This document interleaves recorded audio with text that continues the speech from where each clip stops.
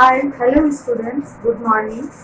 आज मैं आप लोगों के सामने उपस्थित हूँ डिस्कशन करने के लिए कि how to present dissertation on the basis of secondary data.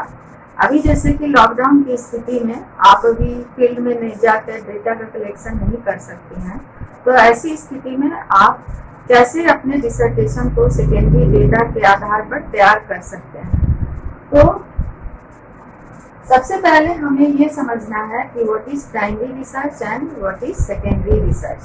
Primary research यानी कि प्राथमिक स्रोतों पर आधारित जो हमारा रिसर्च होता है, वह उसमें जो रिसर्चर है वो खुद अपने रिसर्च एरिया में जाके आंकड़ों का संग्रह करता है। So the data has been collected personally by the researcher, that is called primary research, जिसमें कि रिसर्चर अपने रिसर्च प्रॉब्लम को आइडेंटिफाई करता है।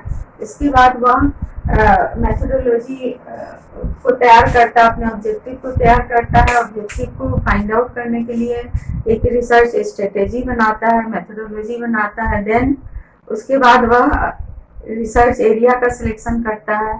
रिसर्च एरिया के सिलेक्शन के बाद सैम्पलिंग करता है। सैम्पलिंग के बाद क्वेश्चनर या शेड्यूल की तैयारी करता है, और उसके बाद वह इंटरव्यू खुद पर्सनली अपने रिसर्च एरिया में जाके लेता है और डेटा का कलेक्शन करता है। देन डेटा का एनालिसिस करता है और इस तरह से अपना रिजल्ट देता है। So this is called primary research. Secondary research में रिसर्चर को पर्सनली इन सारी मेथोडोलॉजी से नहीं जाना होता है, बल्कि वह जो प्रीवियस रिसर्चर होता है, पहले के जो रिसर्चर जिन्होंने अध्ययन करके अपने रिसर्च का परिणाम दिए हैं, उनको वो रिव्यू करता है और रिव्यू करके फिर वो अपना एक रिजल्ट तैयार करता है। So this is primary research, जिसमें कि रिसर्च एरिया का सिलेक्शन करके, सैम्पलिंग करके और डेटा का कलेक्शन रिसर्चर पर्सनली करता है। बट सेकेंडरी रिसर्च या द्वितीयक शोध जो होते हैं, उसमें प्रीवियस रिसर्चर ने जो अपने स्टडी में दिए हैं विभिन्न सोर्सों के माध्यम से, उन सोर्स या स्रोत को का अध्ययन करके जब रिसर्चर अपने फर्दर रिजल्ट को देता है, तो उसे हम बोलते हैं सेकेंडरी रिसर्च। तो इसके सेकेंडरी रिसर्च के जो सबसे इम्पोर्टेंट पार्ट होते हैं वो होता है हमारा रिव्यू ऑफ स्टडीज,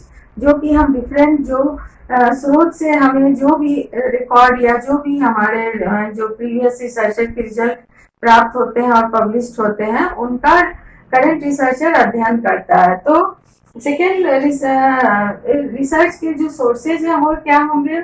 गवर्नमेंट के रिकॉर्ड्स हो सकते हैं, जर्नल आर्टिकल्स हैं, बुक्स हैं, पब्लिश्ड आर्टिकल्स, कॉन्फ्रेंस में जो पेपर प्रेजेंटेशन होते हैं वो पेपर, इसके अलावा published PhD thesis, published reports, जो एनजीओ के रिपोर्ट्स होते हैं वो, या प्राइवेट कंपनी के रिपोर्ट्स होते हैं।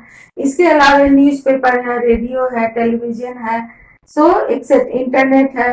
सो these are the secondary sources जिनके माध्यम से जो भी इंफॉर्मेशन और डेटा कलेक्शन या रिसर्च के जो भी रिजल्ट प्राप्त होते हैं, उनको जब रिसर्चर अध्ययन करके और उसके बाद उस अपने एनालिसिस में एक रिजल्ट देता है, that is called second research. तो इसमें आपको अभी अपने फील्ड एरिया में जाके पर्सनली डेटा कलेक्शन करने की जरूरत नहीं है। आप रिव्यू ऑफ स्टडीज करके और इन विभिन्न सेकेंडरी सोर्सेज के माध्यम से जो पब्लिश्ड डेटा है, उन डेटा का आप एनालिसिस करके अपना डिसर्टेशन तैयार कर सकते हैं। So there are 4 important steps जो कि इसमें आपको सेकेंड रिसर्च में आवश्यक है। सबसे पहले आप जरूरी है कि हम एक रिसर्च क्वेश्चन तैयार करें, या तो प्राइमरी रिसर्च हो या secondary research. Research question is very important, क्योंकि रिसर्चर जब रिसर्च करने के लिए अपनी प्रॉब्लम को आइडेंटिफाई करता है, तो उसके मन में कई प्रश्न आते हैं कि what is problem, how we identify the problem, how what is the solution of the problem. तो समस्या की पहचान करना और समस्या का हल निकालने के लिए किस तरह से हम निकालेंगे, उसके लिए रिसर्च करना।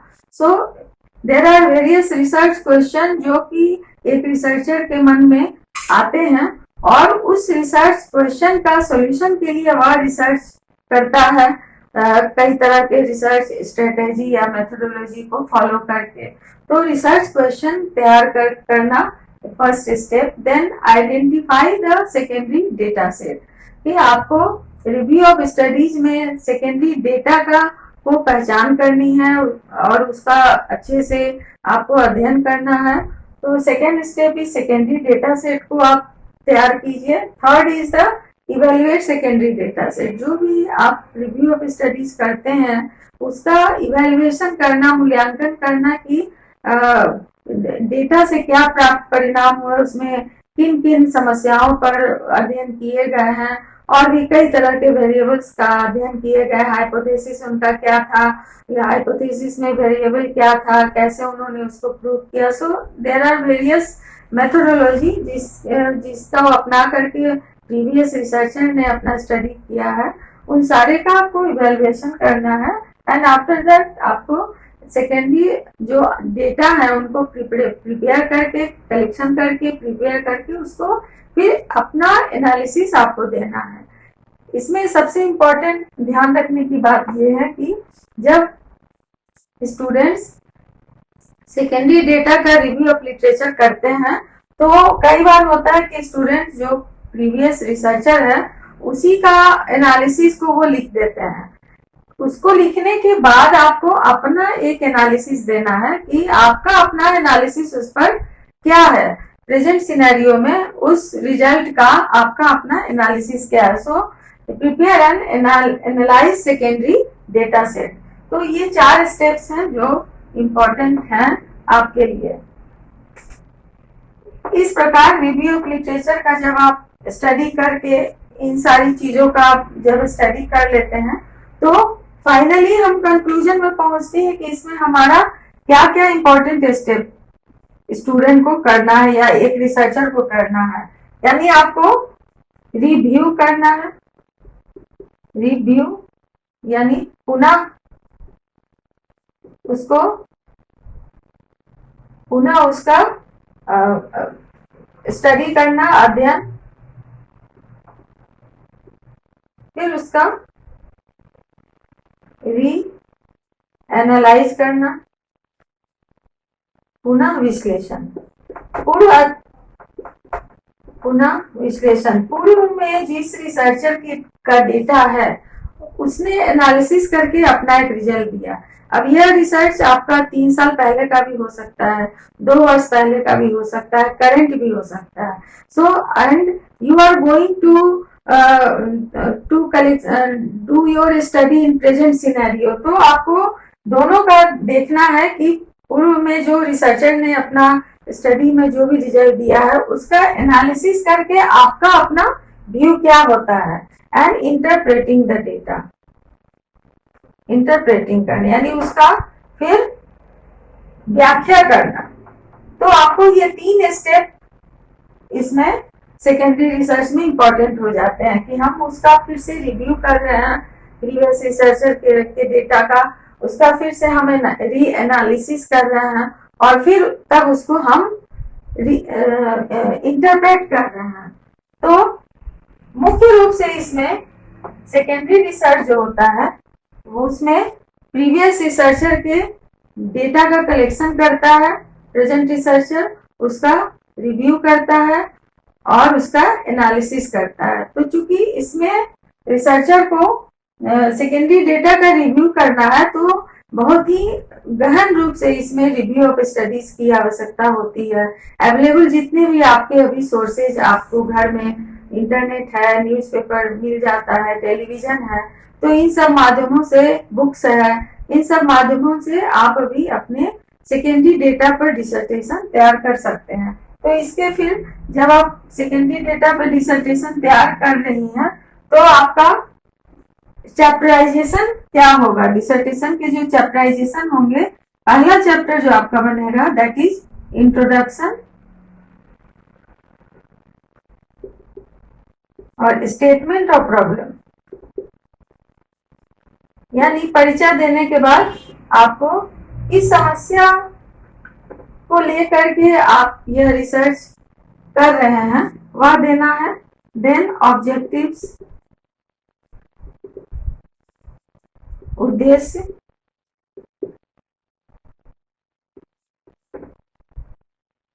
परिचय और समस्या का विवरण। यहीं पे स्टूडेंट्स आप अपने रिसर्च क्वेश्चन यहाँ पे लिख सकते हैं। Third is objectives, hypothesis. Previous researcher के जो हाइपोथेसिस थे वो हाइपोथेसिस आपको देने हैं, यानी उपकल्पना। थर्ड चैप्टर इज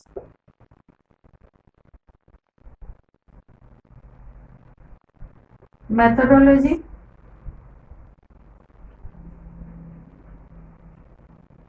अध्ययन के उद्देश्य, जो उद्देश्य आपने जिस उद्देश्य को रखा है अपने अध्ययन का उद्देश्य यहाँ आप देंगे। Fourth is review of literature. This is very important क्योंकि पूर्व अध्ययनों की समीक्षा।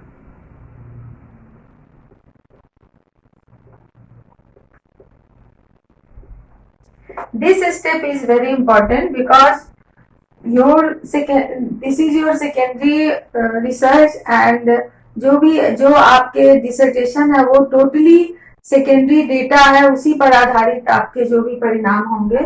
तो इसलिए you have to deeply gone through the review of literature and you have already know the secondary sources of the review of literature. So whichever are available in these time, internet is available and books है, newspaper, radio, television. तो आप उन सारे secondary sources का से जो भी प्राप्त इंफॉर्मेशन है, जो भी डेटा है, उसका आप अच्छे से रिव्यू करना है आपको।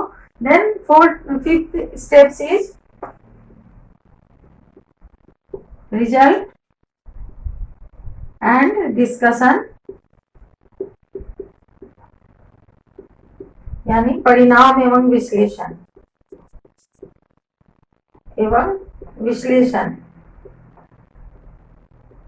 इन दिस चैप्टर आपका जो रिसर्च है वो द्वितीय स्रोत पर आधारित है।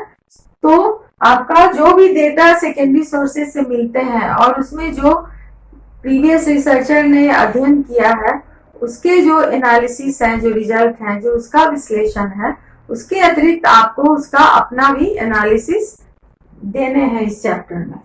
Sixth is conclusion and suggestions. You have to give your personal suggestions. निष्कर्ष एवं सुझाव।